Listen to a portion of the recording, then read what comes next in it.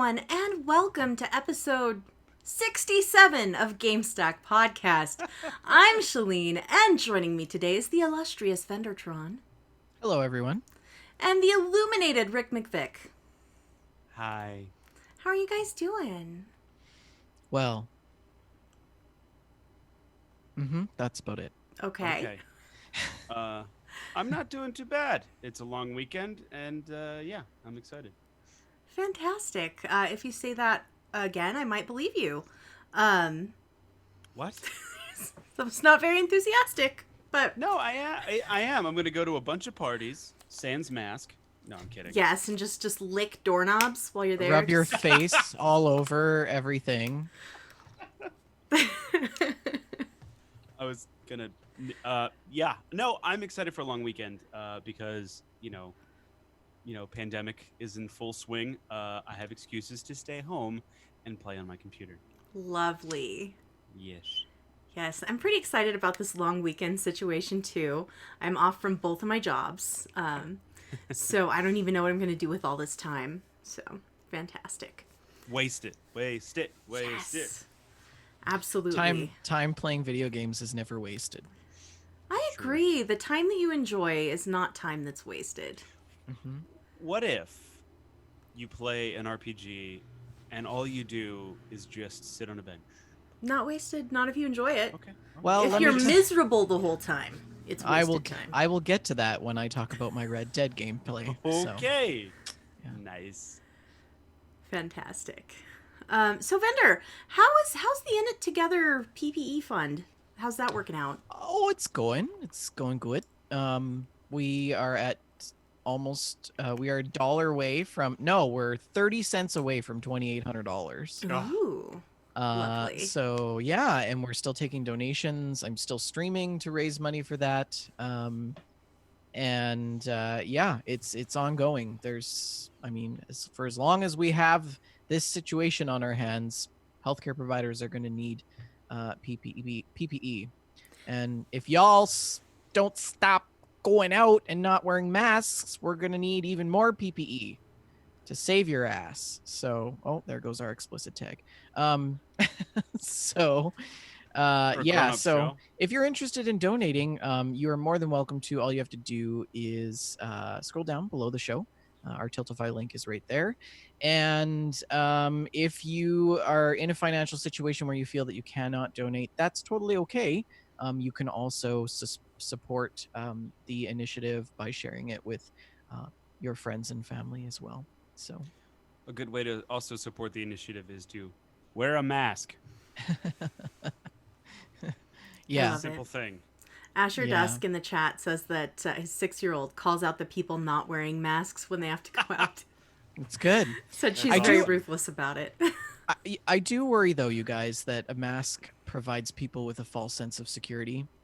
And I think it comes on experience of talking to people about going out in public and hearing it was fine, I had my mask on. I'll take masks with a false sense of security for 500 over ignorance for 300. You know what I mean? I mean, people don't like to be told what to do, but I'll tell you something. I know. I live in that country. If you don't like being told what to do, you're really not going to like being paralyzed with a drug and having a trach shoved down your throat for a week solid. Yeah. You're really not going to like that. So I think the thing that's really important to remember is that wearing a mask regularly does not absolve you from other responsibilities like frequent hand washing, using hand sanitizers when hand washing is not available, maintaining social distancing of 6 feet, etc., etc. Wearing a condom. Right? Yes, that too. The mask definitely will not help you if it's a situation in which you need a condom. I don't know. Don't substitute one for the other either. It doesn't work. Okay, so hello to everybody who is here live in our Twitch chat. Asher Dust, Crate and Barrel. We are very happy to see you, and everyone else who is here as well. If you are watching live, host us on Twitch, and if you're not, tell your friends, share the show on your social media. Just all those things really help us grow. It helps us find a new audience. Word of mouth, I think, is probably the biggest driver in terms of helping a podcast community grow. Hello, Joshy Neurotic. How are you? And we have some new folks. That's random. Speaking of growing community, we have some new Discordians in our Discord server vendor. Would you like to tell us who they are? Oh, sure. We got some new Discordians. I'd like to welcome Chris Drake to the Discord. Also, Famous Cryptid and Creighton Barrel back from the corner of shame. Indeed. We got that email. He's like, they. I believe it was a she. Okay. Good save. Well, Good save, that Rick. Good person, save. You know, Yeah, they emailed. They're like, I don't know how I got it. And I look back at their last thing. I'm like, oh well, that's Yeah. how. Yeah. Our bot does not like that word. Exactly. The bot does not enjoy F-bombs and will kick you from our Discord for the use of said bombs. But we have some news today to chat about and some gameplay. We've all been playing tons of games. And also we have a lovely email to read. But we are going to start out with the news.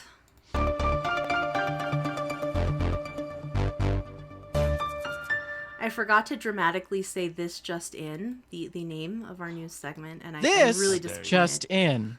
Thank you. This just in. Shout out to Joseph Tao, as always. We really appreciate your help in compiling the news.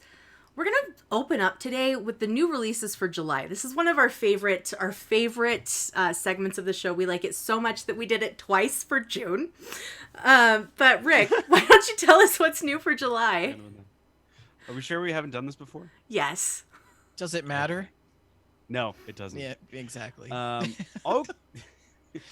right.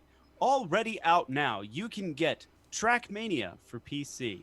Also, you can get Marvel's Iron Man VR on PSVR. Those are out already. Actually, the Marvel's Iron Man is out today. On July 7th, you can expect such beautiful things as Catherine Colon Full Body for the Switch. You played Catherine, right, Shalene? Yes, I've played Catherine a few times. It's a great game. Isn't that like full of les sexy time? Yes. It is definitely a mature game. It's half visual novel, and that half is the part where the sexy times tend to happen.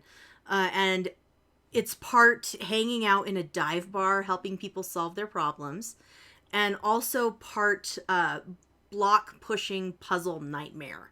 What a weird game. It really is. It's bizarre. And there's nothing else like it on the marketplace. Nothing else like it. Okay. Anyway, so you can expect Catherine Colon Full Body from the Switch. July 7th. Also on the Switch, sorry, not on the Switch, but on July 7th, you can get Skater XL for PC, PlayStation 4, and Xbox One, and the Switch. And then NASCAR Heat 5. PC, PlayStation 4, Xbox One. I feel like when Rick reads these out, he's dying a little bit inside each time. It's like, and can't die a little bit if you're already dead inside. NASCAR Heat 5. Yes, with that game, spoiler alert, it's just a left-hand turn. F1 2020. Oh, that's going to be a bad game. I can tell you that, just by the year. F1 PC, PlayStation 4. Yeah, the game just crashes as soon as you start it. It PC, was a virus. PlayStation 4, Xbox One, July 10th. Also on July 10th in the EU, you can get Story of Seasons: Friends of Mineral Town, the Switch and the PC. Oh, sorry, July 10th in the EU. Deadly Premonition 2: A Blessing in Disguise for the Switch on July 10th. A lot of Switch stuff this month, it seems. Mm-hmm. Slow summer, I guess. It has been a bit of a slow summer. Unless you like Switch. Here's an interesting one. On July 14th, you can get Death Stranding for the PC. I don't know if I'm going to check that out because I don't know. I'm not sure if you would like it, Rick. I'm not sure if you would like it. I do like Hideo Kojima, but is there guns? I don't know. I think I don't Is there remember. guns, Shalane? I've played like 5 hours. There's no of guns. it. Rick's I don't not gonna remember like if there it. are guns. I honestly don't. He's so offended. Look at him. We are going to find out in the gameplay segment what game that I'm playing that you wouldn't have guessed. Okay. Oh, I'm excited. This is why Rick he never leaves it fills out blank the every gameplay time. section, so it's always a surprise to us. Yeah. It's mainly because I'm lazy. It's not because I want to be. It has nothing to do with Ooh, bodily fluids as grenades. Yeah, I forgot about that. What? No, then I'm not playing Yeah. the game. There's a That's baby in a jar. that's Rick, there's a different, baby in a different jar. kind of explosion. Guillermo del Toro is in it. Yeah, well, I realize it's like full of actors and. There's an otter hat. Of You're course, right, there's doesn't an otter Conan hat. give you Is there that? an otter hat in Red Dead? I wonder. And you heal with Mountain Dew. TM. There's Monster Energy drinks. Like there's in your room. There's a huge table just covered in Monster Energy drinks. You just slam a monster. The only reason I want to check that game out is I Product just feel placement. like it's stepping into the mind of Hideo Kojima Hmm. a little bit. You know what I mean? Yeah, I need to go back and finish it someday. I don't ever finish games anymore. I just start new ones. I mean, yeah. Well, that comes out July 14th if you're interested. Also on July 14th, you can expect Neon Abyss, PC, PlayStation 4, Xbox One, and the Switch. On July 17th, you can get Ghost of Tsushima. I guess I'm saying that right, on PlayStation 4. Paper Mario: The Origami King on the Switch. Wow, it's a Switch month. Maybe this is when the year will switch around and become, I don't know, good. Anyway, on July 21st, you can expect The Rock of Ages 3, Make Break PC, PlayStation 4, Xbox One, and Switch, and Stadia. Woo! On July Wow, 23rd. I thought Stadia, like, Yeah, I Is thought gone? Stadia was Went away. yeah, had disappeared. I don't know. Maybe it's, I don't know. Roku, oh, not Roku. Rocky. I don't Roki. know. ROKI. Roki. PC. That comes out July 23rd. Yeah, Roki actually looks like quite a Shalene game. I played it at E3 last year. What do and you I'm do? looking forward to it. It's like an adventure game. You play as a young girl who is looking for her missing little brother, and the world is populated by creatures from Norse mythology. But it's kind of a kinder take on Norse mythology than you typically see. It's not quite so violent and horrifying. Less incest. Yeah, that too. Have you ever? There's this podcast called Myths and Legends. They go into some ridiculous Greek mythology and Norse mythology, and it is. Whew, I don't know how anybody kept it straight all those years. Maybe that's why it's so confusing because nobody could keep it straight. I don't know. Anyway, Grounded comes out on July 28th. That's the Steam Early Access game preview for PC and Xbox One. Bender's favorite game on July 28th. Destroy All Humans, PC, PlayStation 4, and Xbox Wow. One. You know me so well. Also on July 28th, you can get Ari and the Secret of Seasons, PC, PlayStation 4, Xbox One, and the Switch. And Other Side is in CIDE, PC, PlayStation 4, and Xbox One. On July 31st, on Steam Early Access for the PC, you can get Monster Crown. And then, lastly, sometime in July, The Maid of Skur, PC, PlayStation 4, and Xbox One. Those are the new releases coming out in July to a system near you. You guys looking forward to any of these? Nope. I'll probably buy Catherine for Switch eventually because, I mean, All the boobs. it's a good game. And also, I'm looking forward to Ghost of Tsushima. I'll probably buy that as well and start it and never complete it. Is that the one from Bethesda? No, that's a samurai game. Okay. You're What's the thinking one of that is Ghostwire Tokyo. Ghost of Yes, that's Tsushima right. is samurai. I forget the developer. And Maid of Skur looks super scary. Like it's a horror game. It looks really, really scary. So Plan on getting Skur. indeed, you can get Skur. Maid of Skur. Wow. Okay, so the first image for Maid of Skur is just like this girl in a maid uniform with her boobs hanging out, basically. Wow. I see the selling point. Okay. It's like the nurses. That'll fall into the porn category in Steam. Oh, jeez. Well, done already. I don't think we've ever said the word boob quite this many times on an episode of Gamestack. No, you've called me a boob quite a lot. Yes, we have. It was always deserved. but the context was different, and context is what matters. So, you boob, tell me, what are the free games for July? July on PlayStation. You okay there, buddy? No, I'm fine. On PlayStation, I can't talk. What PlayStation. happened? PlayStation. Take a drink of water. Okay.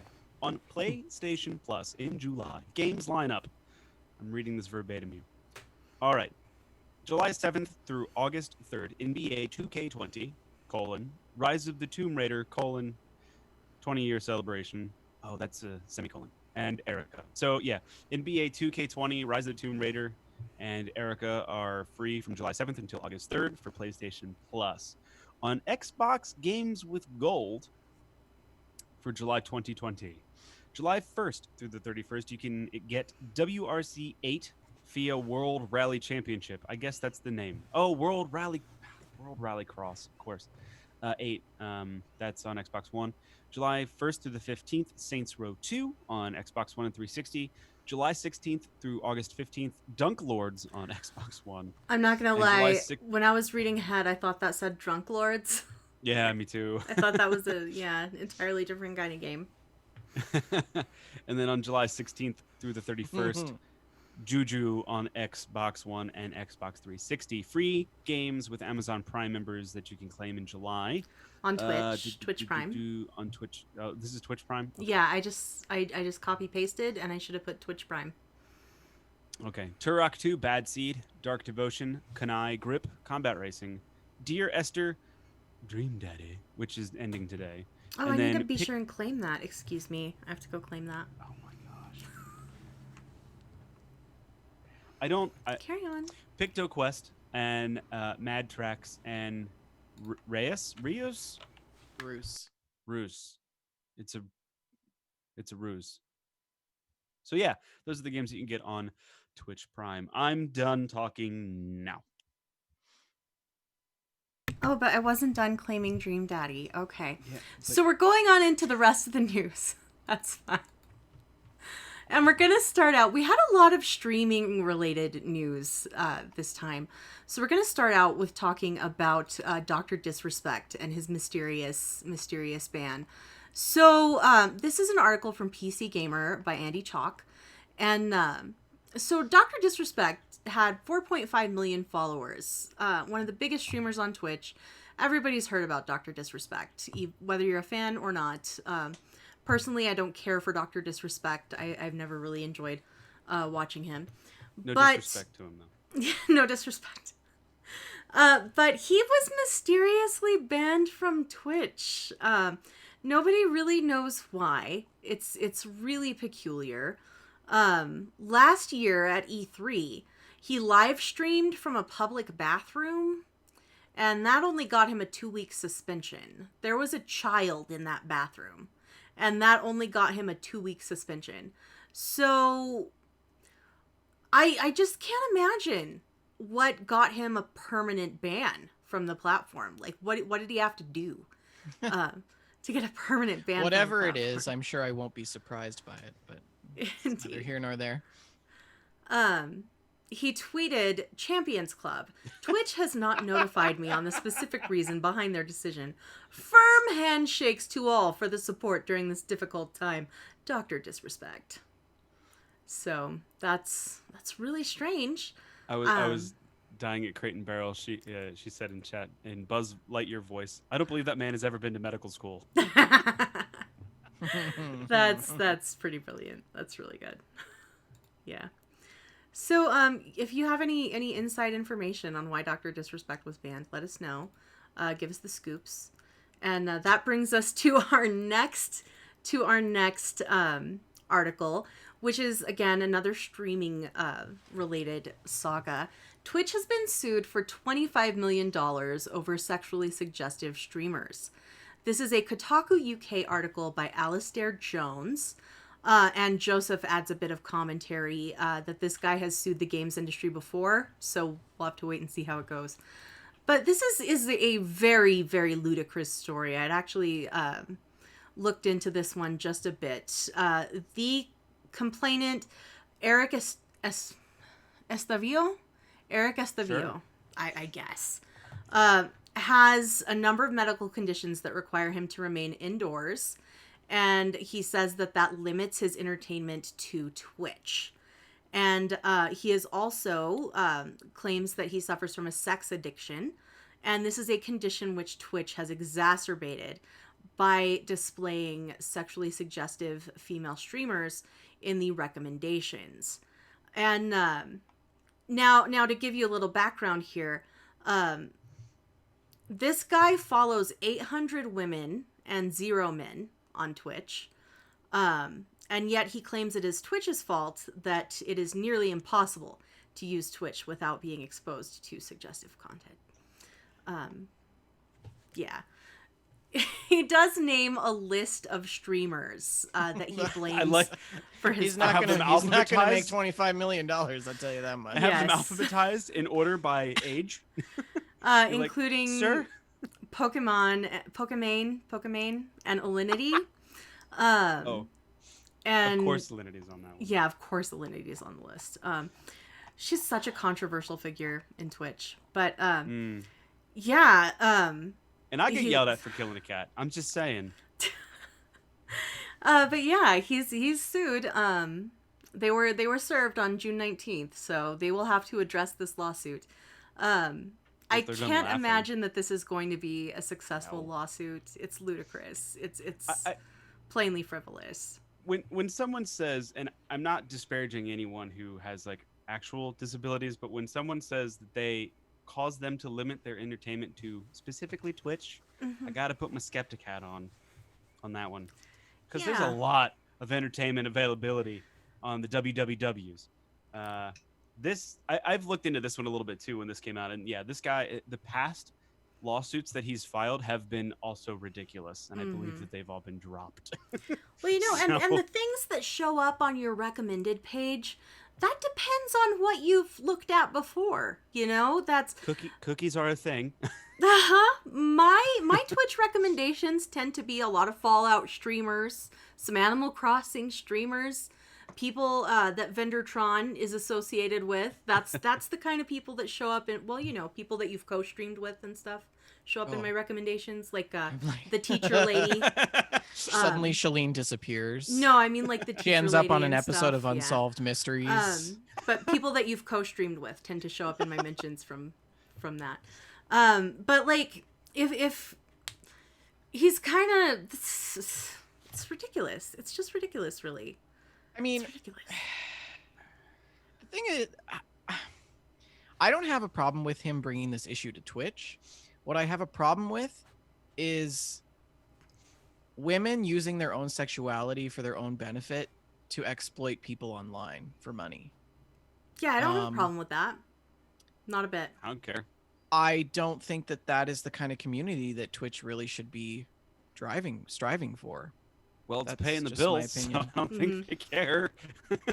If they cared, they would have kicked a few people off by now. That's the Twitch problem. is Some of the the stuff real they've done. problem, in my opinion, is Twitch's inconsistency in Yeah. defining and enforcing the terms of service. Because, you know, someone like Alinity will show an entire boob on her stream, a whole boob, just completely exposed, and not get a ban from Twitch. And Sorry, I'm thinking like a half, like, I don't know. well, you It's know, not- it wasn't half of it. It wasn't a whole boob. It was a whole boob. And she's fine. No problems for Alinity. It's probably but- because she is fine. Catch my drift. But, you know, many other fine ladies on Twitch will be wearing something much more modest. You know, something that's normal. And they will be the victim of bans and because they don't. suspensions for 'cause they don't make being enough too money. suggestive. And that's exactly it. It's because they don't make enough money. They make too much money off of people like Alinity to ever ban them. It's This wild. all sounds It's very- just wild. It's just wild. American. Yeah. It's just. It's Yeah, and just that Crate and money. Barrel brings up a really good point. Thank you for saying this. The fun thing about being a woman on the internet, I'm reading her quote verbatim. The fun thing about being a woman on the internet is that someone will accuse you of exploiting your sexuality, even if you're literally dressed as a nun. She's not wrong. She's not wrong. No, she's right.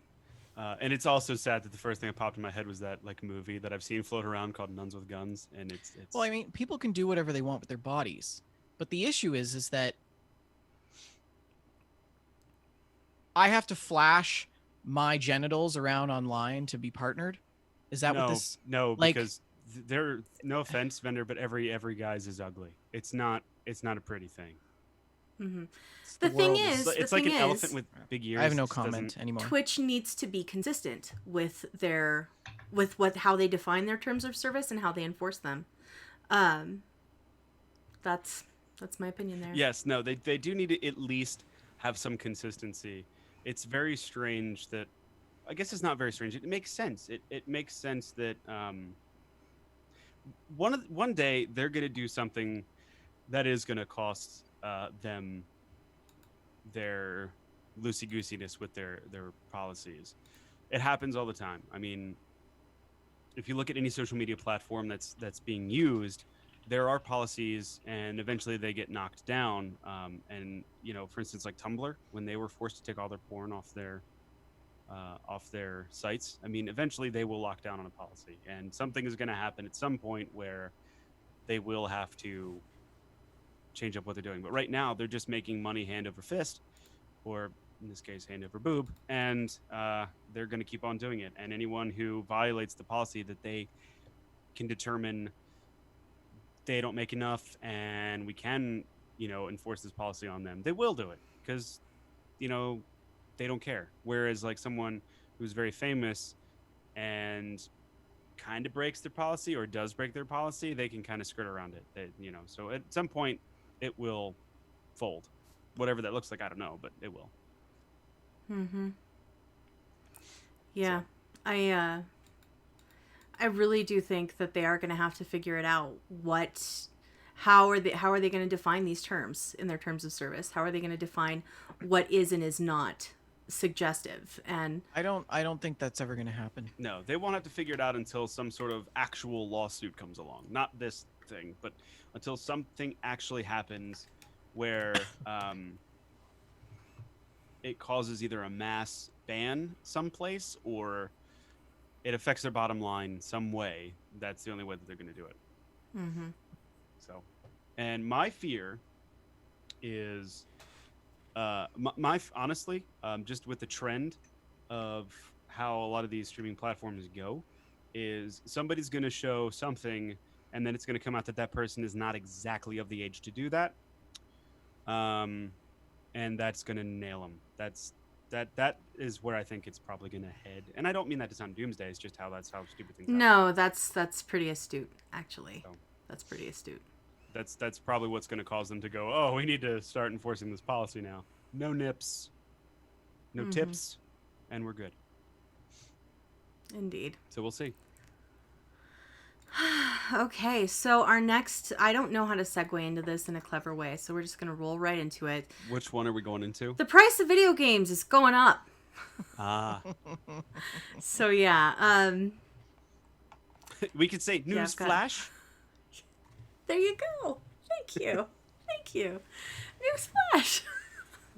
There's the price of video games for the next generation of consoles will be going up. There was recently some news that NBA 2K21 will be priced at $69.99 American on the next consoles.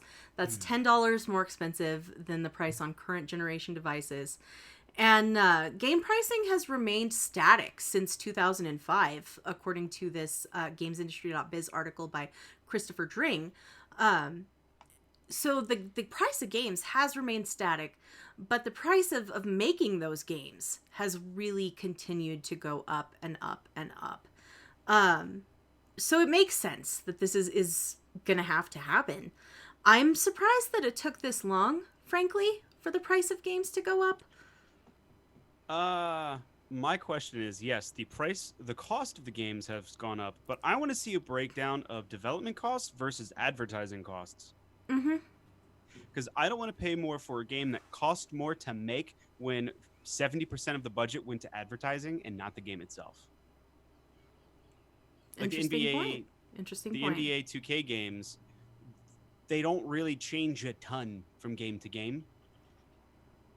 The mechanics kind of stay the same. So, okay, why are we charging more? Maybe it takes more development time to like make it look better and make it smoother and all that stuff. Sure, that's fine. $10 isn't a big deal. But if you're gonna charge me $80 for a base Call of Duty game, I want to know what I'm getting in that. That's not advertising. Mm-hmm.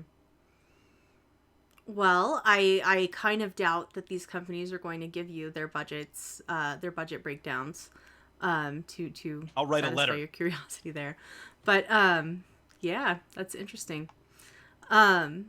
Joseph had a good deal of commentary for this one. I'm not going to read through all of it, but he does state that with the economy being what it is right now, how are people supposed to afford an increase in prices? Wouldn't it be better to wait and increase the prices after the new console cycle is a couple of years into the process?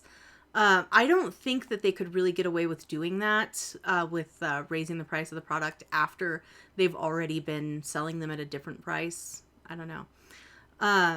And he talks about the special editions would also increase in price, and that's just ridiculously expensive. And it gives you more of a reason to wait until a game is on sale. So I think the market will definitely dictate price here. Because, like, if they start charging $200 for a collector's edition and, like, nobody buys it, but people would have bought it for $150, People are still going to buy it. Yeah, but not as Come many. on. People are still going to buy it.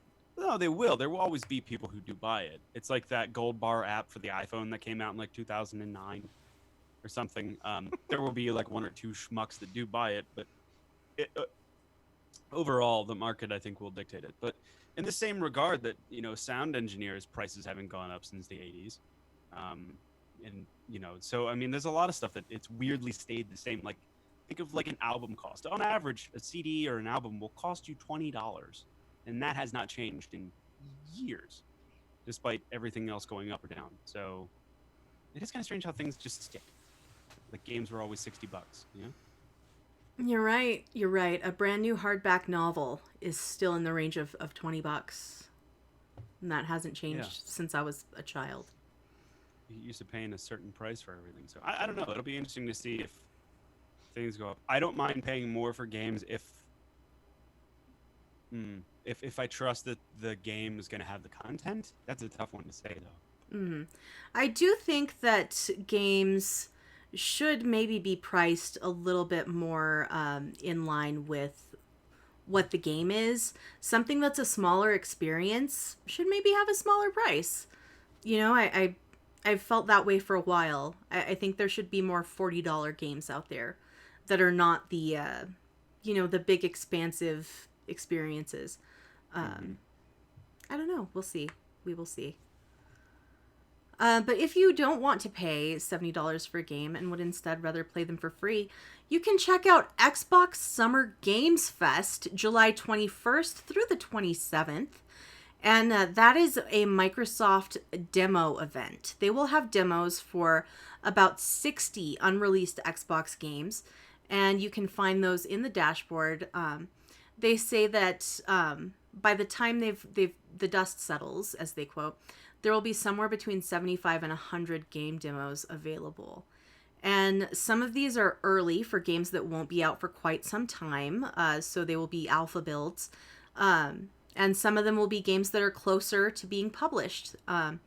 These games include Chris Tales, Destroy All Humans, Haven, Hellpoint, Raji, Skatebird, The Veil, Shadow of the Crown, and Welcome to Elk.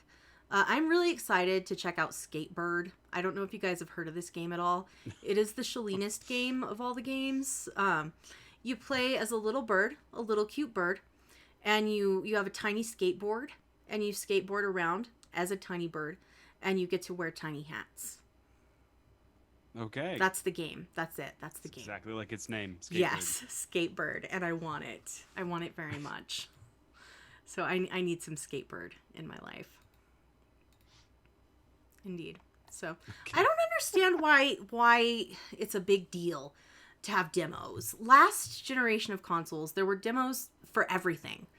And I bought so many games based on the demo, and I don't understand why they don't have demos for everything. Demos were awesome. Like in the PlayStation 1 days when you got like the demo disc and it had like 5 or 6 demos on one. That was a lot of fun. And I think with game prices going up, if they do, demos I think are going to be really important to demonstrate what you're actually buying. Mm-hmm. Again, it's a trust thing, and I think they definitely need to reestablish trust in the community. I think it's been a little broken as of the last few years. Who needs to reestablish trust? Most of the developers. EA, Ubisoft. There's a lot.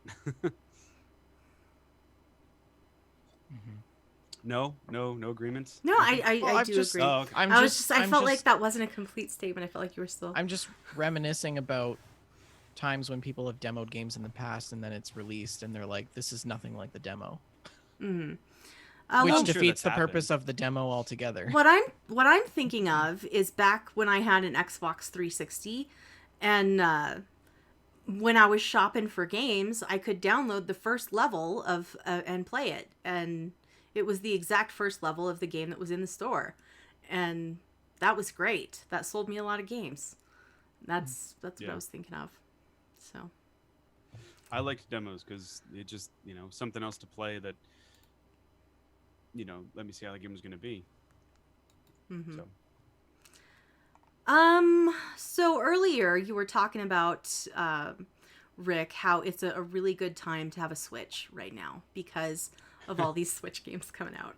Yes, in July. Yeah. Well, for years now, it's been, there have been pros and cons to having a Switch, and one of those cons is the Joy-Con, which have a consistent problem with drifting sticks. What is called Story Joy-Con of my drift. life.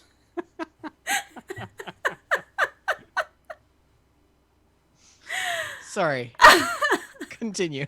What is called Joy-Con drift is an issue with the left Joy-Con, where It's always one of them. when you have Right. you don't have Always to. one. You guys. You ladies will never understand. So imagine your character just running around without you actually using the Joy-Con controller to do so. That is what we are talking about in terms of Joy-Con drift. The center of your joystick is wrong. And this is a problem that's existed since the console released. And it's never really been addressed. You can send your Joy-Con for repairs back to Nintendo. You get them back in like 3 months. They fix them, they send them back. That's not much of a solution. And even knowing that they had this issue, they released the Switch Lite product with built-in Joy-Con that were not removable, that you could not replace. And Switch Lite owners have experienced the drift as well. So this is a problem that's been going for years, and they haven't really done anything about it. They have finally released an apology.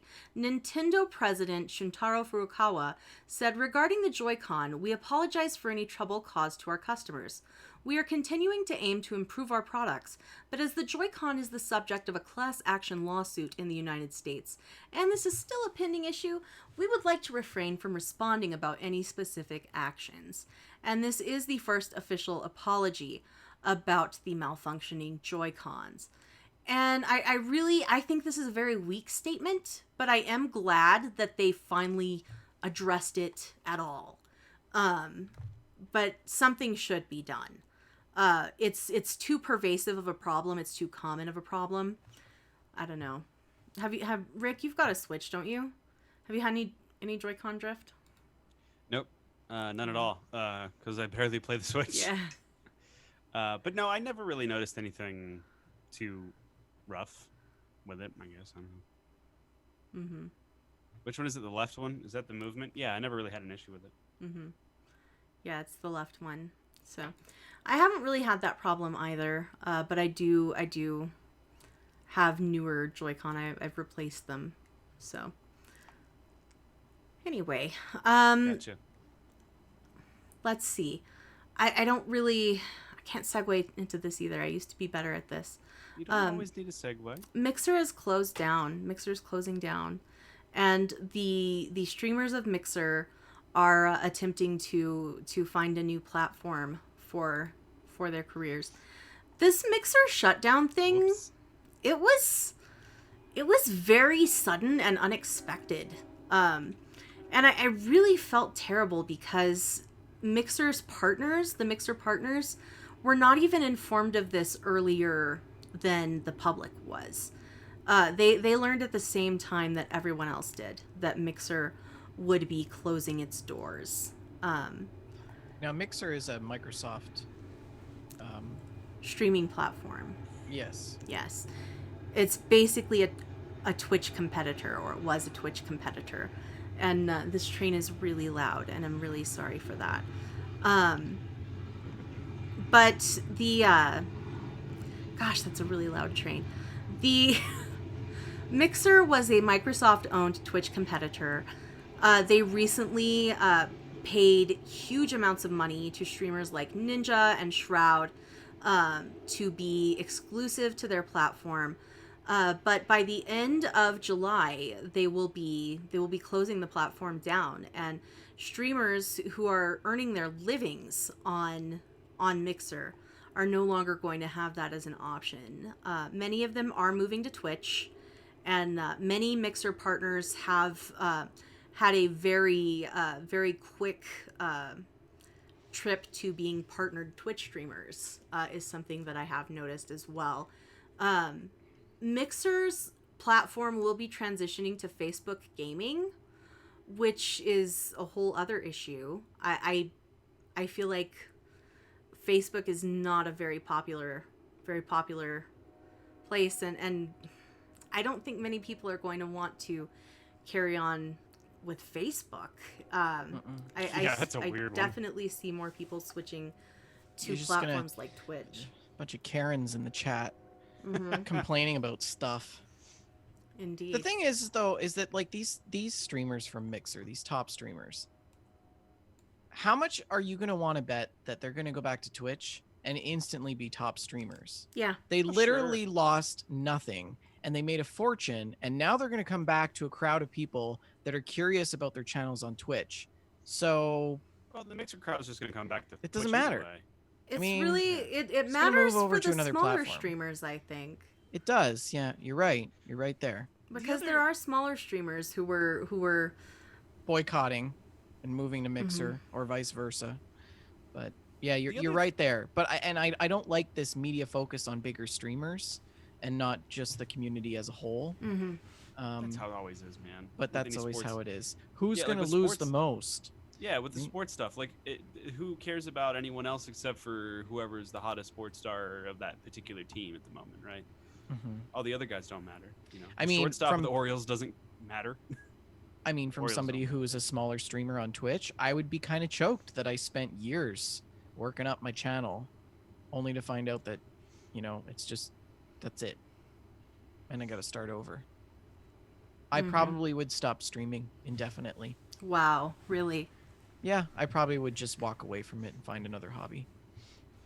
Wow. Yeah, I mean, well, the other thing I want to talk about too that made me think, this article made me think of is, we have to adapt our mentality to the internet age, and I don't think a lot of us who are 30 plus have, where these platforms are not tried and tested businesses. Mixer was kind of out of nowhere, and then they chucked a bunch of money at it, and then it's the internet. They're gone, and all of a sudden we're like, what? They're gone? Like, it's the internet. Things come, things go, things are born, they die. I think we have to be... I think for anybody to put all of their eggs into an internet platform and be Yes. surprised when it goes away, that's kind of also on that end user. It's like, there's no guarantee that Twitch is going to be around tomorrow at all. There's none. I don't know they're about not- that. Twitch has a monopoly on game streaming.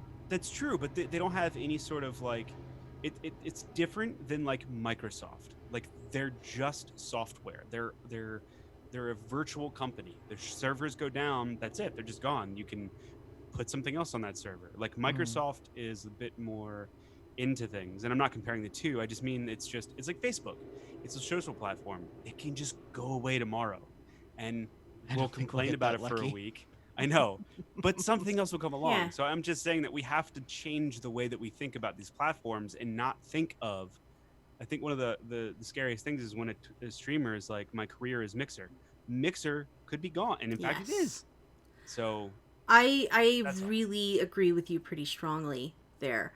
I feel like as a content creator, it is very important that you diversify, that you make your Flexibility. content available on as many platforms as possible. That's not only good for the viewer slash listener because they have options in terms of where they prefer to watch or listen or stream your show, but it's also important for you because it protects you. You have these other avenues. If Twitch died today, we could use, we still have audience on YouTube. We have audience on our audio platforms. There are different, there's still a way to check out our stuff. I feel like it's really important that you diversify your platform as much as possible. So, Also, the other thing about Facebook is who in their right mind is going to chat in a gaming I don't medium know. with their real identity mhm. Yeah, there? I think It's Facebook not going to gaming is going to happen. be a flash in Yeah. the pan. So, But That just seems really ill advised. yeah, yeah. Mixer, that's a thing of the past. Facebook gaming, that's where the kids are going. It's like, who's running that marketing department? It's I do bananas. think competition is good, and it's not a good thing that Mixer is gone. We are No, seeing Trovo popping up, which could be a potential large platform, but who knows? Right now, Twitch has the monopoly on it. That's for sure. Twitch yeah. is the Facebook of the gaming streaming world. Hmm. It's a cesspool, but And I agree with you, Vendor. There needs to be more platforms out there. I mean, it's like the internet right now is very much like TV in the 50s. Like you've got 5 networks to pick from in the 50s: ABC, NBC, yeah, CBS. And this, you've got like Twitch, you had Mixer, and then maybe a handful of others that are smaller, but that's not how things work these days. And yeah, I think when someone comes along with a solid streaming platform and the money to back the bandwidth, they'll kill Twitch. If it's good enough, it takes the Elon Musk of streaming.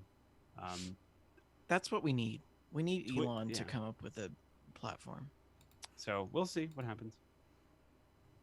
But yeah, they'll have no problem transitioning over to Twitch. I think anyone on Mixer is not going to have a problem transitioning over to Twitch because the people who are watching them on Mixer will just watch them on Twitch, unless, like Vendor, like you said, they're boycotting for some reason.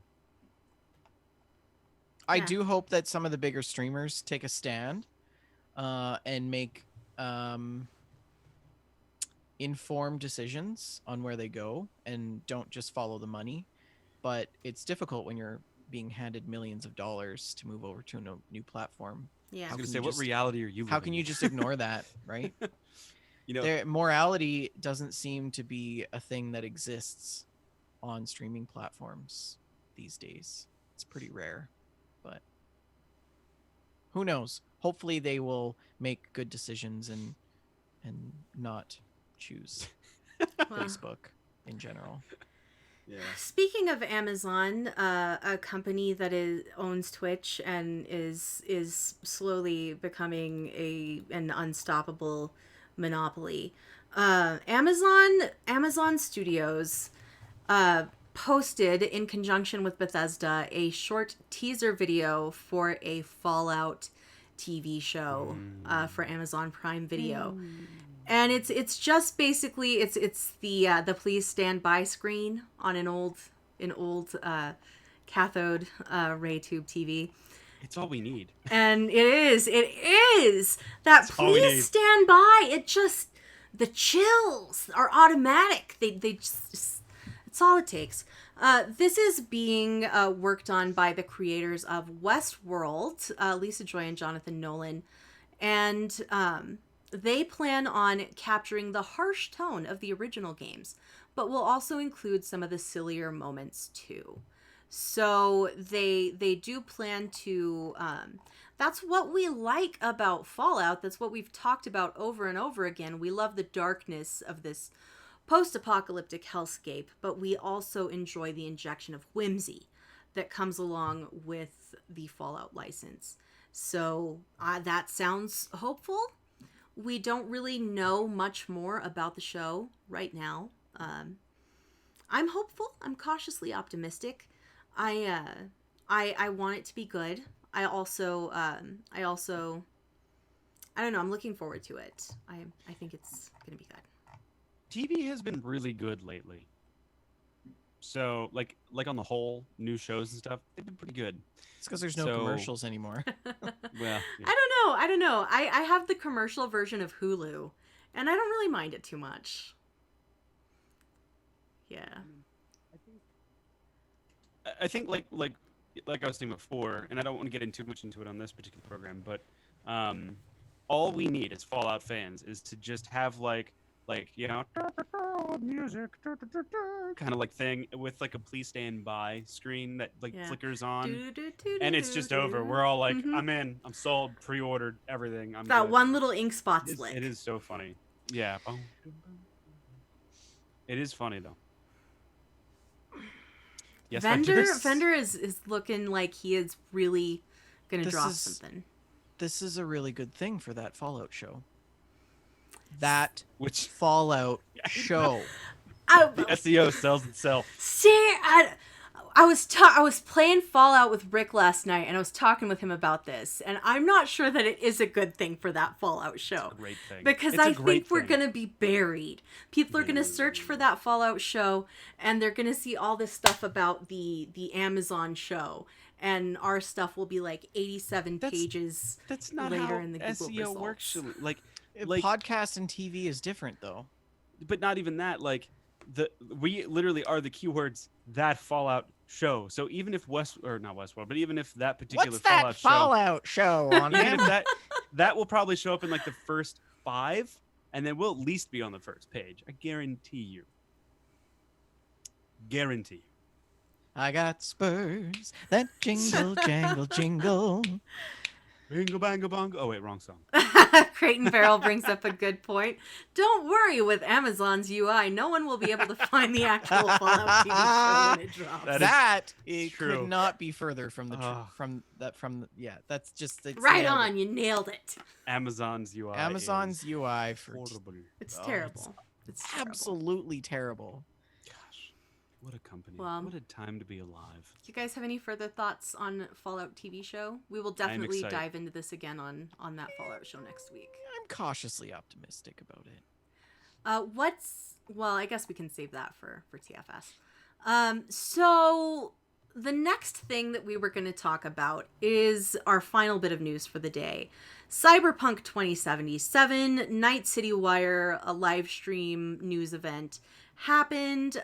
We have an IGN article written by Matt Kim that talks about some of the things that we learned. Rick, I know that you were especially excited about seeing more of Cyberpunk.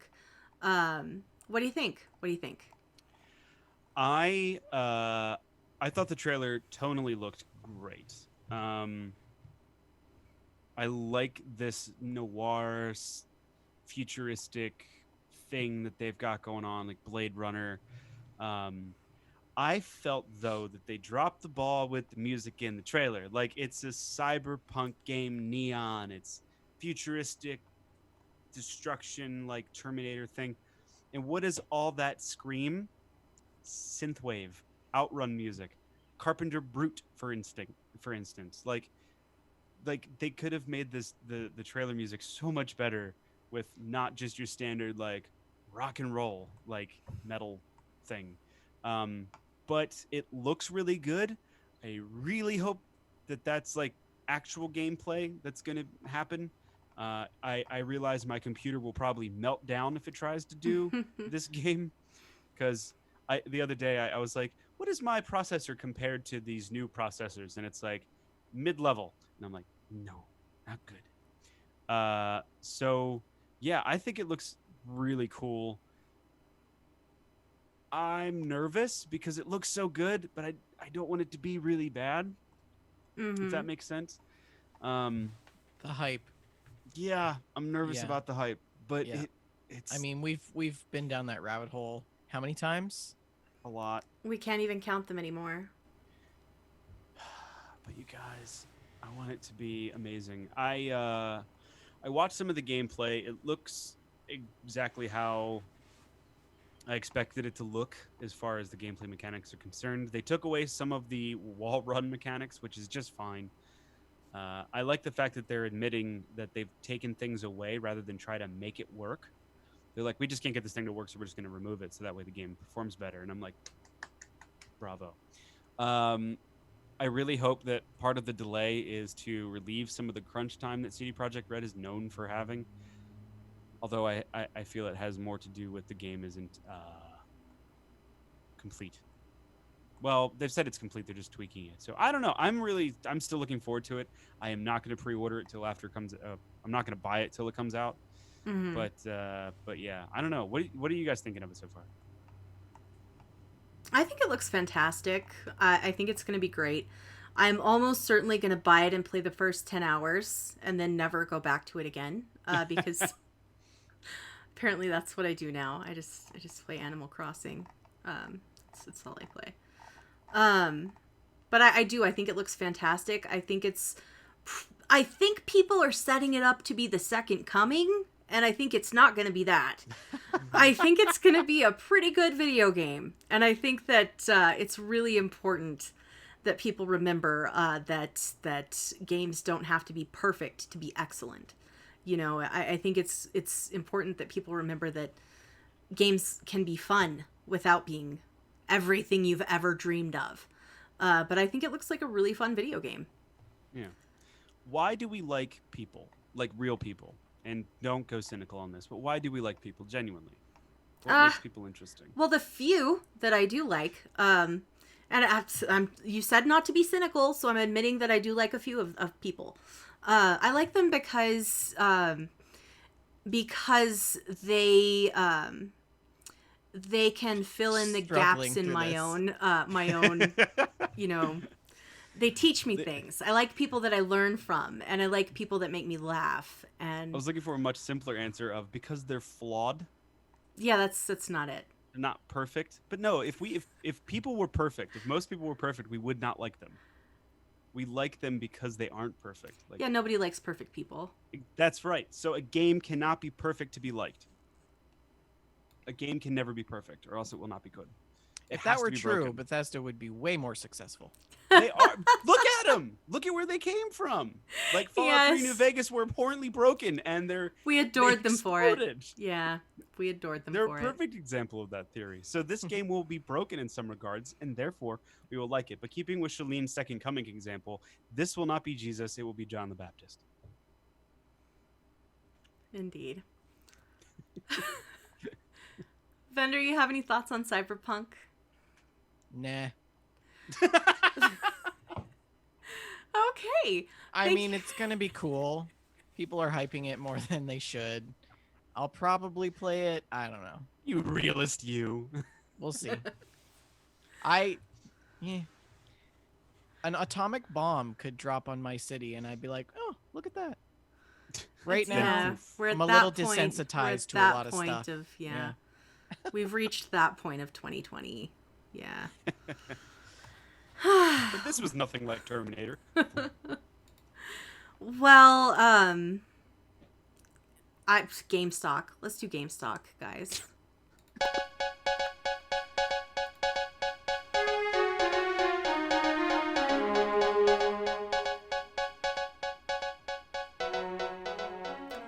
What is going on in the world of GameStock, Vendor? Stocks are kind of all over the place. As of markets closing today in US dollars, Sony is down just 71 cents, closing at $70.27. Microsoft up 11.47, closing at 206.62. Nintendo down $2.52 at 56.37. Take-Two up $1.79, closing at 144.40. Activision closed at 77.51, up just 93 cents from their previous. And Ubisoft closed at $16.99, up $1.13. EA sitting at $134.11, up $3.92. You kicking yourself yet, Shalene? Yeah, all the time. And Tencent closed at 6666, up $7.71.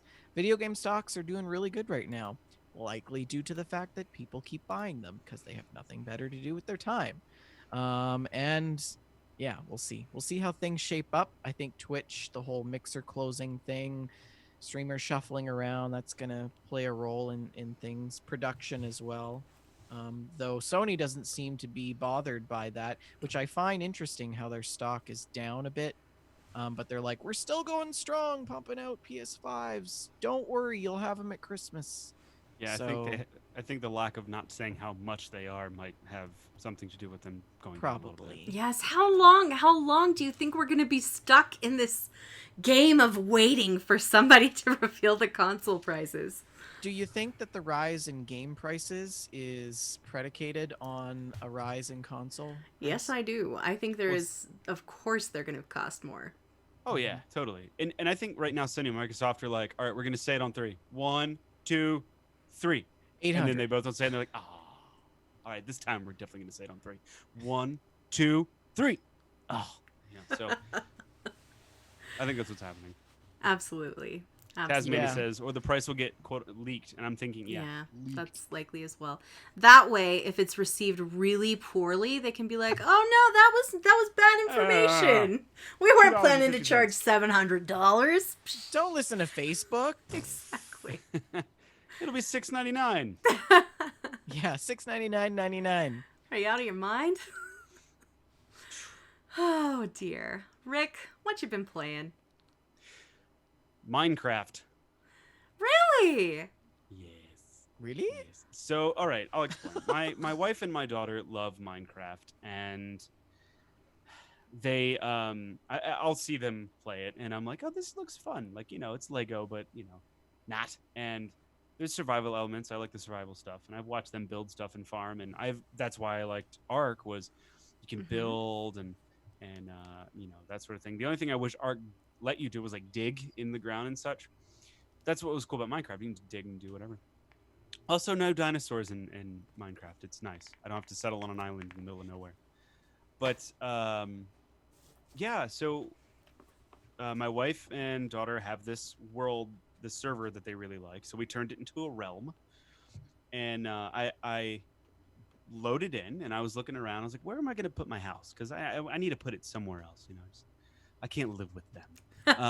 And I was like, I need to live somewhere else on my own. And that's good. and I looked across the way, and there was the desert biome, and I'm like, harsh environment. There we go.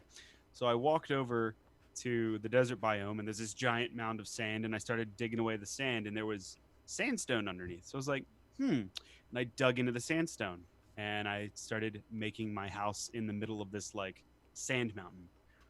And I wandered off a little bit and found a cave and went down inside the cave, and there were just waterfalls pouring down inside this cave into like below where there's lava, and it's just a huge open like cavity underneath this ground. I'm like, this is perfect. So since I started playing, I have built in my house, I have a glass floor that has lava underneath of it in the middle. That's awesome. There's a balcony deck now that you can go up on, and I've built pillars with like carved sandstone that has faces, and in between the fillers I have lava waterfalls. Then like there's like a huge giant window on the outside that you can just like kind of look over the landscape at, and I have a giant pit. I have this door that you open up, and there's this giant stairwell down into this mine. But I've also built powered mine cart tracks all the way down into my main mine, like all the way down to the bedrock. I have this mine cart, and I've developed ways to like make stops with it, so you can like hit a lever and it stops the cart, and you can get out at different points. And I kind of went crazy with the game, and it's so much fun. I can't believe how much fun it is. It's one of those games that you can just kind of, you don't have to care. Yep. It's nice, and it's fun to just play a game that does have challenge with it. You're like, all right, I'll go to the Netherworld. or I'll just mine. I'll just look for gold and diamond. I got really lucky with my mine. I found like 15 diamonds in it, which is a lot, I Lovely. guess, by Minecraft standards. And I found a bunch of gold too. But it's been a lot of fun. Creepers are SOBs.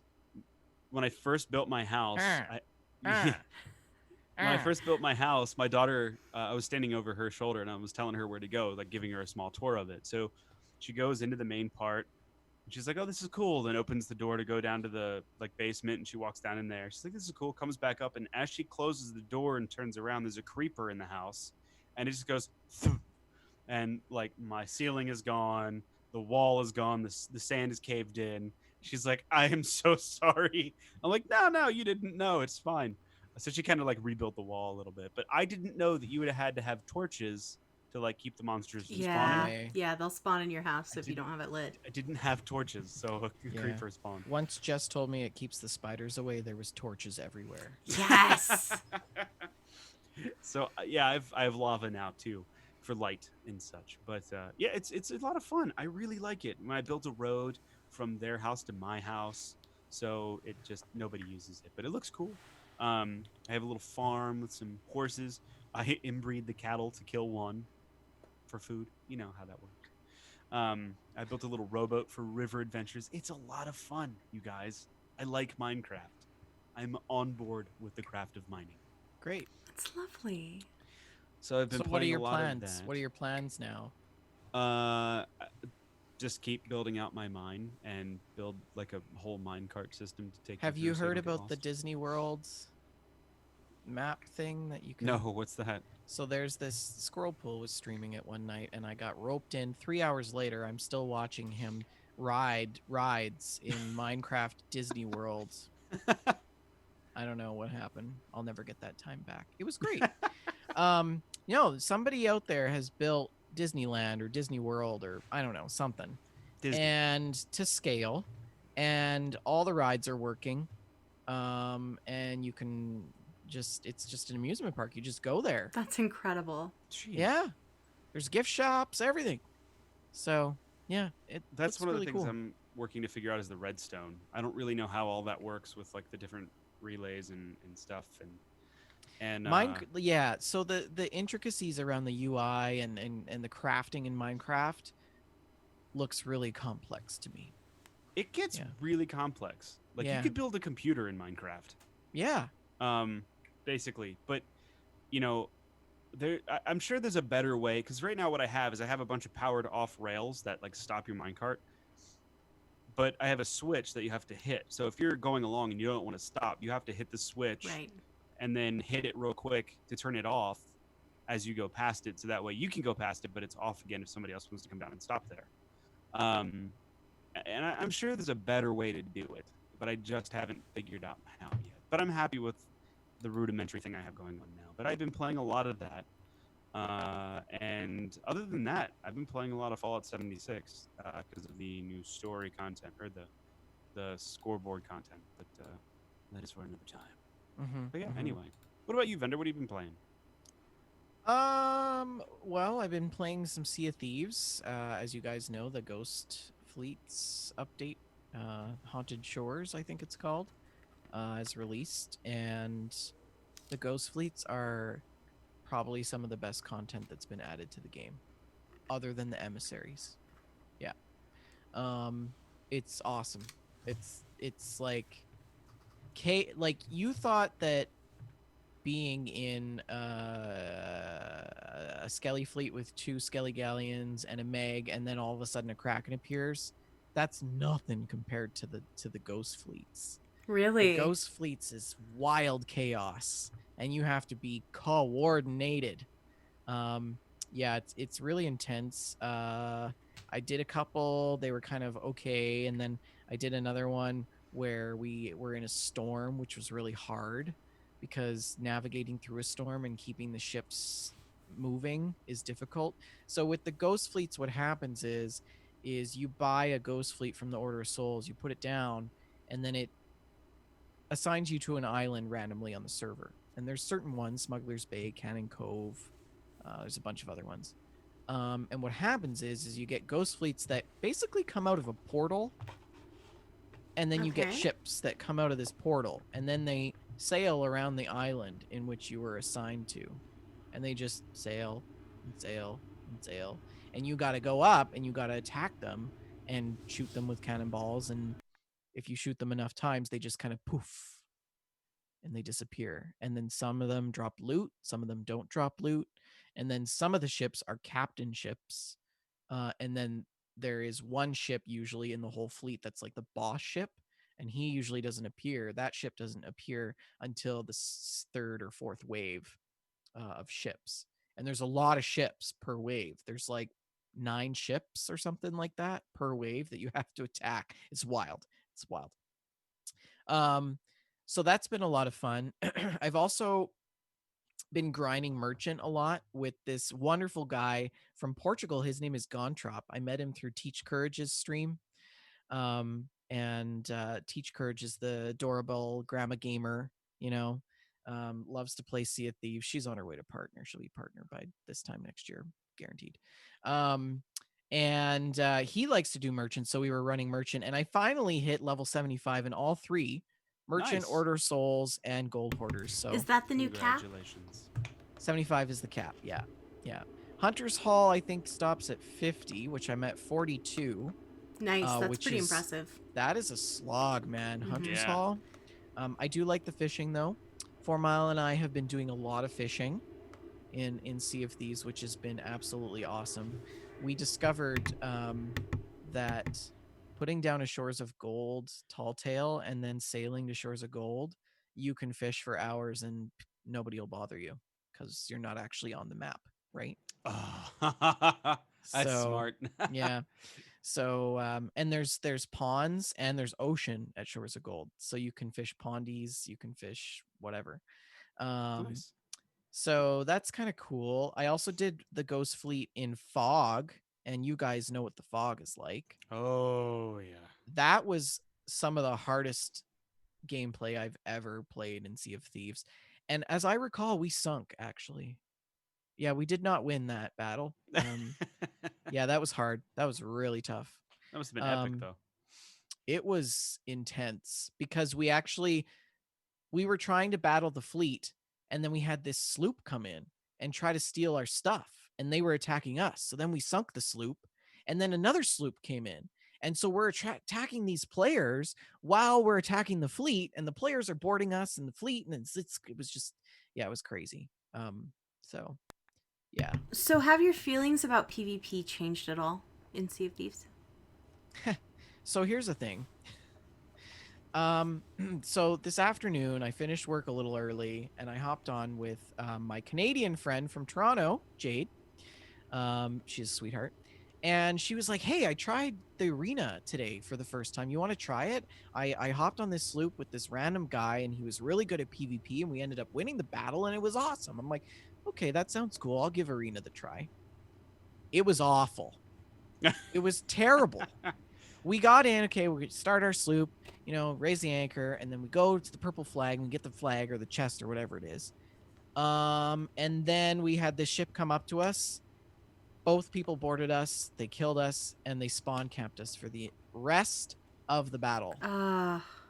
And it was like such a turnoff. Like I was done. I was done. What about PvP? I don't just know in if the I'll ever go general? back to arena. PvP is still, I don't care for it. I don't care for it. I don't know. I don't know. I just wasn't don't sure care since you for were it. better at it now. Yeah, because Like you're if some, I wouldn't say great I'm better now. at it. I don't, I know. You're a great player. You're really good. Yeah, I Just don't saying. think so. I Okay. don't think so. Though I did discover that a really good way to kill people quickly is with blunder bombs. Like if they board your ship, they run over the anchor to drop the anchor. I just throw one blunder bomb, just toss it over there, kaboof, they're dead. nice. So, Plus it knocks them off the anchor too, doesn't it? well, I mean, usually by that time they've already got the anchor down, but they're dead, so I can raise it. But I don't know. I don't care for the PvP. No. I don't know. It's just something deep within my core that I just don't enjoy. And I mean, I had this issue with PUBG. I had this issue with Nuclear Winter. I don't know. Anyways, that's neither here nor there. Sea of Thieves is only just getting better, and it's wonderful. I recommend that you guys check out the Ghost Fleets. I've dived back into Red Dead Redemption. I am now over my Arthur Morgan morning phase. And I have rekindled my bond with Arthur Morgan, and we are back on the trail, back in the saddle again. And yes, that's very exciting because I love Red Dead 2.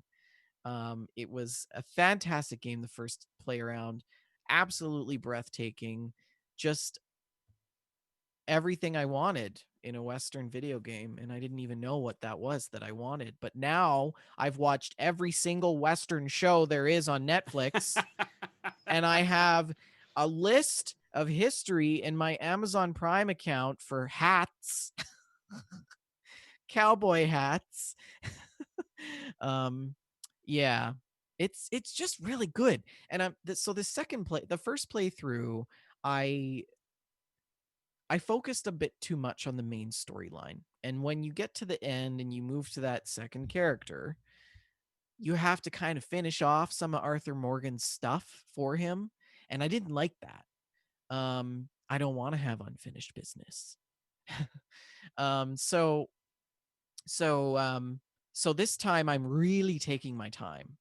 And I'm doing Red Dead 2 themed streams now as well. So I have a Red Dead themed overlay on my stream, which is absolutely fantastic. I've got a little cowboy hat in my webcam frame that kind That's of rocks back and forth. fabulous.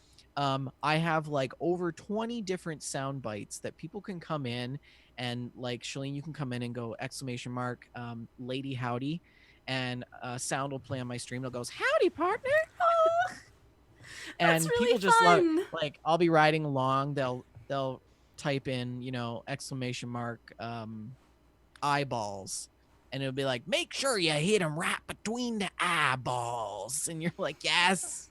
It's so good. So the Red Dead streams are awesome. I'll be doing that tomorrow morning, Nice. if you guys are interested. I do want to play some more online though. I haven't had too much of a chance to. I've only really played it with Jess, but yesterday before bed, I decided that I was just gonna ride the trails. I was just gonna hop on and not do any missions, nothing. And I logged in and I was in this random location, had no idea where I was, and I didn't want to look on the map because I thought that maybe would spoil it. So I just hopped on my horse and I just went to a slow walk, and I just walked this stream all the way for probably an hour. And I had my binoculars out. I was looking at like cardinals and eagles and different kinds of squirrels, and like I discovered probably a dozen new types of animals in the game just from that one trail ride. And it was so cool. Like, I was just like, this is one of the things that I love about this game so much, is that it's just, you can just be there. You know, and I just like hopped off. I would hop off sometimes and pick some plants, say hi to the guy riding by, it was just chill. So that's my Amazing. Red Dead playthrough. Yeah, it's quite awesome. The last thing that I'd say about that is the other night I was streaming it, and I ended up going to the Smithfield Saloon in Valentine, and I ended up playing poker for 3 hours. Like you I do. I sunk back a few whiskeys at the bar, and then I headed on over to the poker table where I proceeded to lose all of my money. Oh no. I lost about $10. And I wasn't leaving. Like, I was not leaving. And it was like, there was one guy at the table and me. That was all that was left out of the 5-6 people that were there. I had been, and by this point, I had been there for a week, because the clock in Red Dead just moves so quickly that it's like night, day, night, day, night, day, night. People come, people go. People come, people go. I'm still sitting at the same poker table. It's A been week 6 later. days. I had this really good hand where I had 3 or 4 aces, and I just obliterated him. I won $28 in one hand. He had Wow. 18 cents left, And yeah, I was gonna bet on the next round. I was gonna make them go all in, and my game crashed. Mm. So That I would have sucks. had them, but anyways, that's Nice. That's very cool. yeah. I've revived Ark. Jess and I are thinking about and we're negotiating with the people in the server of moving to the new Crystal Isles map, which is fantastic. Rick, I think you'd really like it. Picture Oh, this: a floating island in the middle of nowhere with no dinos and nothing but a sea of scenery and beauty to look out at. It's quite something. So I've been nice. playing on 4 Miles server. She set up the Crystal Isles map, and we finally picked out a place to build. Um, it's actually 150 square kilometers bigger than Ragnarok, which is surprising. Wow. Because it doesn't look like that, but then once you're on the ground and you're like walking through it, you're like, this is huge. So, yeah, it is quite great. Nice. And the ladies in the chat are like, yes, it's so good. RTZ13 gifted me The Outer Wilds. Are you familiar with this? I've This heard of is the it. spacefaring Oh, alien. no, I haven't played this one. You gotta it's kind of a open world kind of thing, and you gotta learn, and you're basically an astronaut and you have to learn how to fly a spaceship into space, and you're an explorer. So I've started that up. It's pretty endearing. I think Shalene, I think you'd really like it. There's a lot of lore around it, and Yeah. the characters are very cute. And there's this whole story around you that you don't learn when you first pop in. You have to learn that about yourself as you progress through the game. So that's kind of cool. And then the Steam Summer Sales roped me in, and I ended up buying Truck and Logistics Simulator. Because it was like everything we wanted in ETS in this game, which was like being able to drive together, but not on an online server with a bunch of 12-year-olds trying Right. to crash into you. So Truck and Logistics Simulator looks really cool. The thing about this is you don't have to just be a truck. You can be a van. You can be a pickup. You can be an Audi if you want to, and just like hotshot things. And you have to load your own stuff with a forklift. That's Sorry. fun. Which is the forklift is top notch. The developers of this game have nailed the car mechanics. They have done such a good job with the car mechanics. Now they just got to get the rest of the game right. So the map needs some serious work.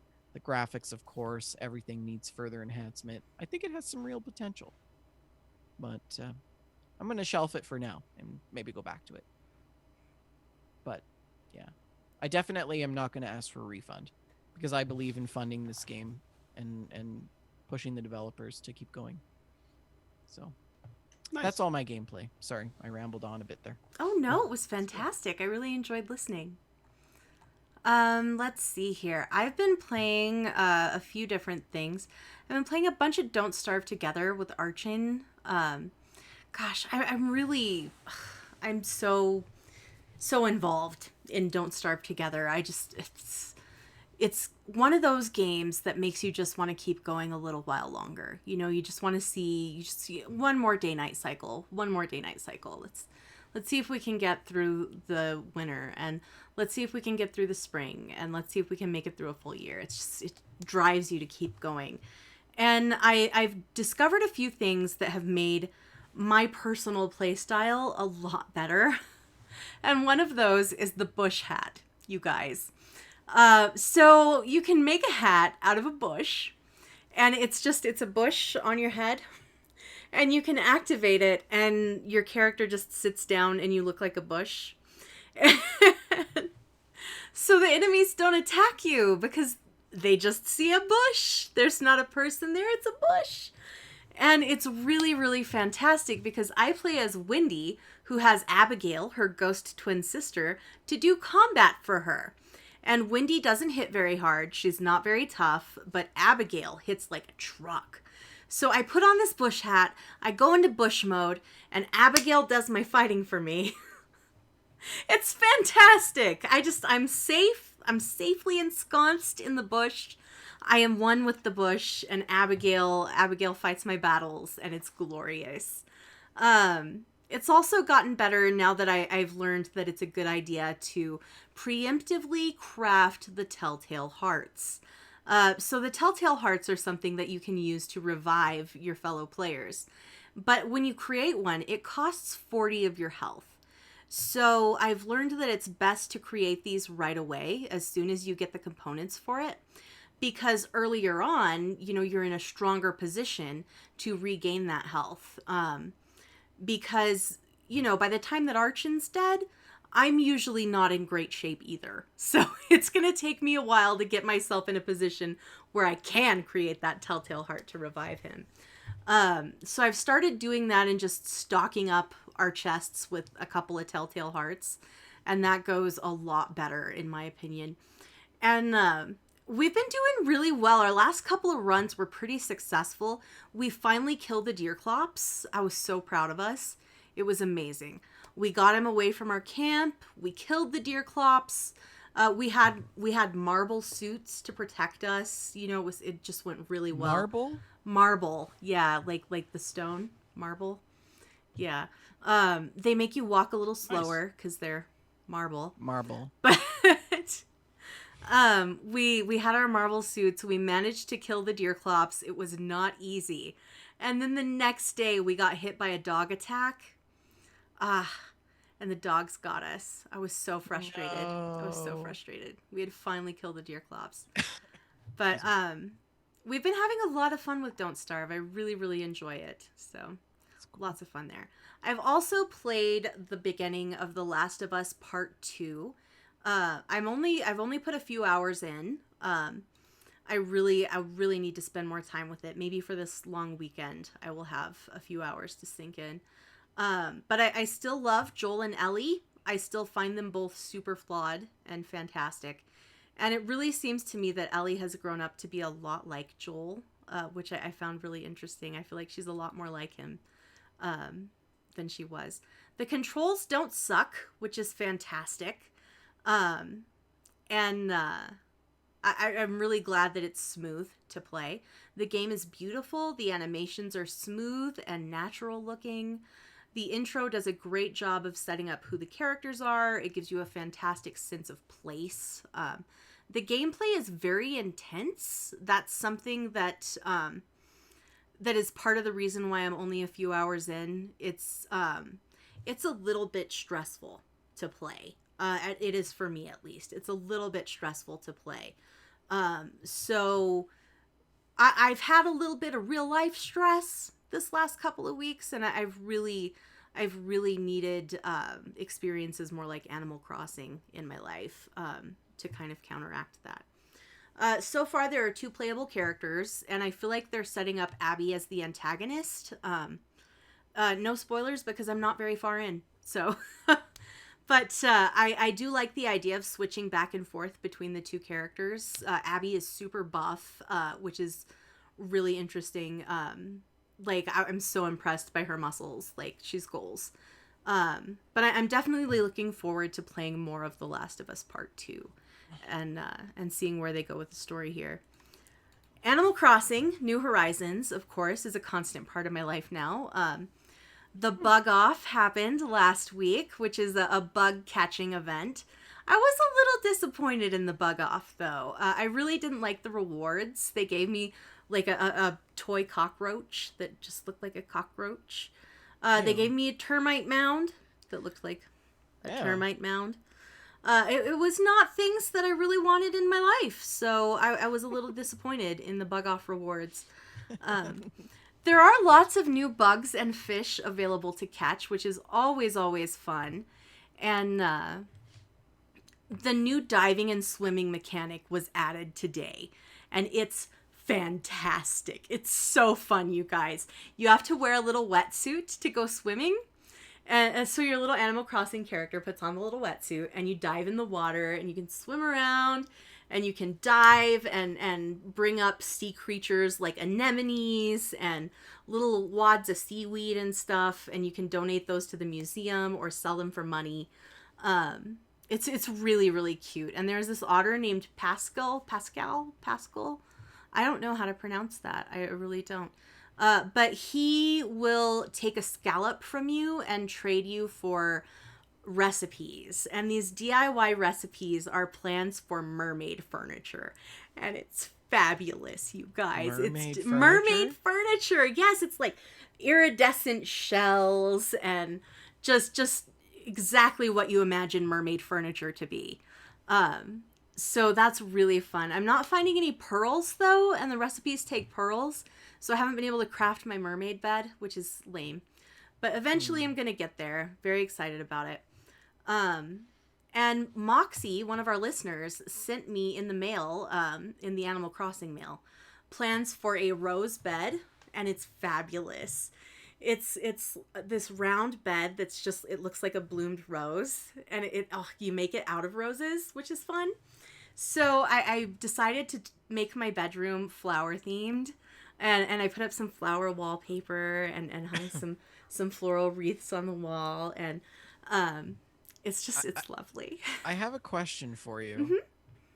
Is there anything that's bad in Animal Crossing? Yes. And not like bad like you dislike it, but No. like evil. Yeah. You can get bitten by tarantulas and stung by scorpions and also wasps. And Okay. the wasps, when they get you, your eye swells up. They sting you and your eye swells up. And you have to take medicine. And if they sting you a second time, your character passes out and wakes up in front of your house. And there's also the scorpions and the tarantulas that you can find at night, and they can knock you out as well. They can knock you unconscious. So that's I always hear you it, talk really. about it, and then I'm like, is there only one side of the? Is it only the yin in Animal Crossing? It is largely a very pleasant game, though. The real enemy is debt. In Animal Crossing, that's the real debt, antagonist. like money, like negative dollars. Debt, yeah, as in Okay. money. Like microtransactions or in-game? No, in-game debt. There is a Okay. character named Tom She's like, Nook. I'm $6,200 in the hole because I keep buying outfits. Tom Nook is a raccoon, and he is a real estate tycoon, and he is the one that you are indebted to right off the bat. Immediately, you have debt to Tom Nook, and as you continue to expand your house, the amount of your debt grows, and you're constantly working to pay off your debts to Tom Nook. So that's the real antagonist of the game. But yeah, so I love my rose bed. Thank you, Moxie. And I'm also, I think I mentioned before that I'm building a fruit room completely out of things that are made of fruit. And I've made a lot of progress. I've found several more fruit items, so quite enjoying that. I love Animal Crossing. It's lovely. Fallout 76, I've been playing that for the last few days because of the addition of the new Legendary Run season system. I've been playing a lot with Rick and Archon, and the other day, these guys are so dumb. They put me in an escape room situation, which was pretty silly. I was like, guys, I need a break. I'll be back in 5 minutes. And I just went in this little shed at a workshop, and I came back after my little break, and they had built doors and pianos over the doors, so I couldn't get out through either door. I get there and I'm like, oh, very funny, you guys, building me into the building. Haha, it's very funny. And they tell me, well, there is a way out.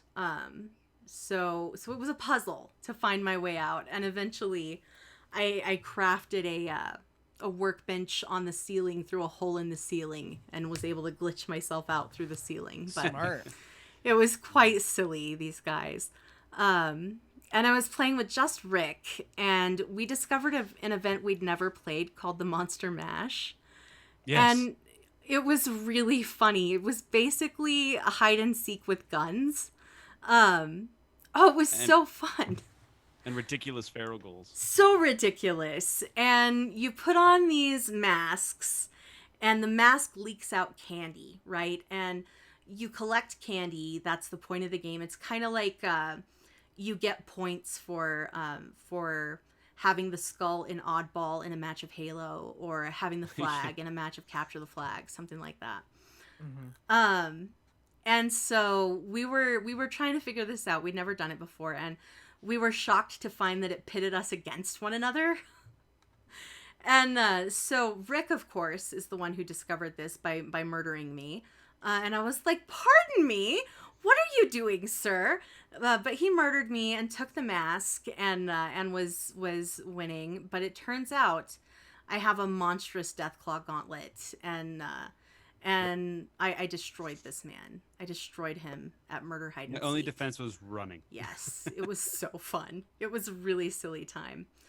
And we've been playing a bunch of Nuclear Winter, which was also fun. Last night, I killed the last guy and won the match. And I yelled so excitedly that my mom came to check on me. She thought something must be wrong with all the yelling. It's really funny. So I've been having lots of fun with Fallout 76 as well. And that is my gameplay for this episode. We do have a listener email. Who would like to read the email today? Rick, why don't you take it? Yeah, I'll take it. Ben Yannick writes, "Hi guys, you haven't heard from me in quite a while, so I figured I would drop you a line to say hello." I should mention he would go, hello. He has it in quotes, so I don't know if he really means it. Things have been wild here. I was able to send everyone at my company home 2 weeks before the lockdown happened, so for months now it has just been me at work doing all the physical tasks and sewing while listening to your delightful voices. In that case, supporting 37 families is stressful, but it feels very rewarding. I can't do that. To directly keep people safe. Thank you for the podcasts. It has been very normalizing to hear you all, even Rick's squeaky chair. Oh, it's a little calm today. I hope things have been safer for you than here.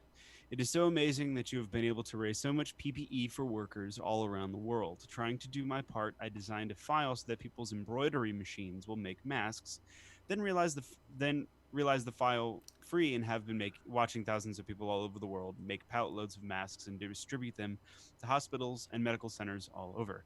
I just love seeing our community doing what they can and helping as best as we are able. Just warms my dark heart. Soon I hope to get some free time to play with you all again and join you in the Discord and chat to try to break Shalene. We love playing Post-Apocalyptia. Now is your chance to make and wear your own Wasteland outfit, but don't forget the mask. Thank you for bringing the train wrecks, dumpster fires, and jokes all the time. It may not feel like you're making a difference, but you really are. I'm sure there are many more than I that get a sense of normalcy and community hearing you guys. Wear your masks. Love, Ben Yannick. And we love you too, sir. Thank you for doing what you're doing. That was very nice of him. It's nice to hear from you. Yeah, Yes. It really is. Thank you for writing in, Ben. And I'm really proud to hear what you've been doing to try and help during this pandemic. That's really fantastic efforts. Mm-hmm. So, yeah, thank you very much for writing in. Do you guys have anything to plug or announce before we close up today? Yeah, I got something to say. If you're in the Discord or not, now's a great time because I will be doing impromptu radio streams, if you will, in the Discord. I finally got my turntable hooked up to my computer and figured out how to get all the audio working. And I have about 650 45 discs, like 7-inch records that I have never listened to, and a bunch of them are really cool. And I don't want to get in trouble for things, so I'll be doing it privately in a little Discord thing. So stay tuned for that. It'll just be random when I pop into a voice channel and start going to town. But keep an eye out for that. I'll pop in the announcements and let everyone know when I'm doing it, and y'all can join by just watching the stream. So yeah, that. We should make a channel for that. Yeah, that's probably a good will. idea. We will call it what, Rick? Not radio streams. FCC, don't come in. This isn't what you think it is. We'll call it just Dick's listening. Picks, man. Dick's Picks. That was supposed to be That my was radio supposed to show be his that never radio got picked show. up. Yeah. Right. Yeah, I had a radio show in Dick pitch called Picks. Dick's Picks. I mean, Dick's Dick- Picks. Yeah, Dick's we Picks. need to be careful about the wording there. So That's the whole point of why I was doing the radio show name. That's that. why it never came to fruition. yes. No, you can't do that on real radio. Apparently Yeah. not. There's this Twitter account called Unsolicited Dick Dicks. And it's the little deer, the little dick deers. Oh, of course. It's so cute. know It's so about wholesome. It's How so innocent. funny. Yeah. I find that really entertaining. Also, join us for that Fallout show next week, right here on twitch.tv/We Just Love Games. Richard's pictures. Also, In chat, Richard's pictures. that's really good. I love it. It's really I good. really loved it. Also, you can find Vendortron streaming during the week at twitch.tv/Vendortron. I believe his schedule is posted there on his Twitch page. Is that, yeah, so you can find his schedule there.